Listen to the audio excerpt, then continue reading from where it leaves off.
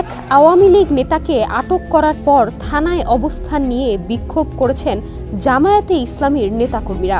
এই ঘটনা নিয়ে বিভিন্ন মহলে আলোচনা সমালোচনা চলছে। ঘটনাটি গাজীপুরের জয়দেবপুরের।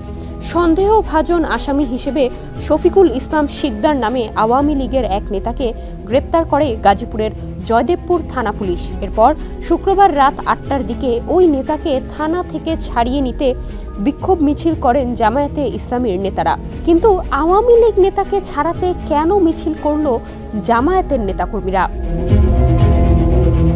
জানা গেছে, শুক্রবার সন্ধ্যায় একটি মামলায় সন্দেহভাজন আসামি হিসেবে সদর উপজেলার মির্জাপুর ইউনিয়নের ২ নম্বর ওয়ার্ড আওয়ামী লীগের সাংগঠনিক সম্পাদক শফিকুলকে গ্রেপ্তার করে পুলিশ। তার গ্রেপ্তারের খবর পেয়ে এসে হোতাপাড়া এলাকায় জয়দেবপুর থানার সামনে এসে বিক্ষোভ মিছিল করেন জামায়াতের ৫০ থেকে ৬০ জন নেতাকর্মী।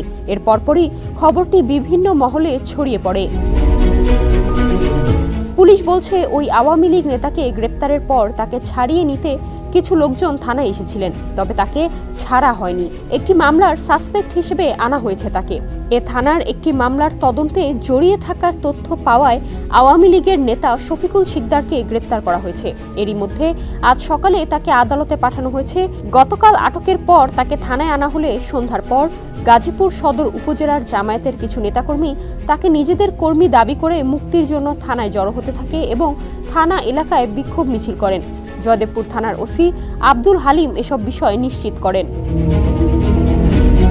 এদিকে জামায়াতে ইসলামীর গাজীপুর সদর উপজেলার নায়েবে আমির আব্দুল বারী বলেন, শফিকুল আমাদের সংগঠনের লোক। শফিকুল শিকদার ২০১৮ সালের আগে আওয়ামী লীগের রাজনীতির সঙ্গে জড়িত ছিলেন। ২০১৮ সালের পর তিনি আওয়ামী লীগের সঙ্গে যুক্ত ছিলেন না। এ কারণে তিনি পরে জামায়াতের ফর্ম পূরণ করে আমাদের রাজনীতিতে যুক্ত হয়েছেন। ফেসবুকে ছড়িয়ে পড়া আওয়ামী লীগের এক ছবিতে দেখা যাচ্ছে ২০২৩ সালের ৮ সেপ্টেম্বর গাজীপুর সদর উপজেলার মির্জাপুর ইউনিয়ন আওয়ামী লীগের আহ্বায়ক ও ৩ যুগ্ম আহ্বায়ক স্বাক্ষরিত ও অনুমোদিত মির্জাপুর ইউনিয়নের ২ নম্বর ওয়ার্ড আওয়ামী লীগের কমিটিতে ২৩ নম্বর ক্রমিকে সাংগঠনিক সম্পাদক হিসেবে শফিকুল শিকদারের নাম রয়েছে। ডেস্ক রিপোর্ট, সমকাল।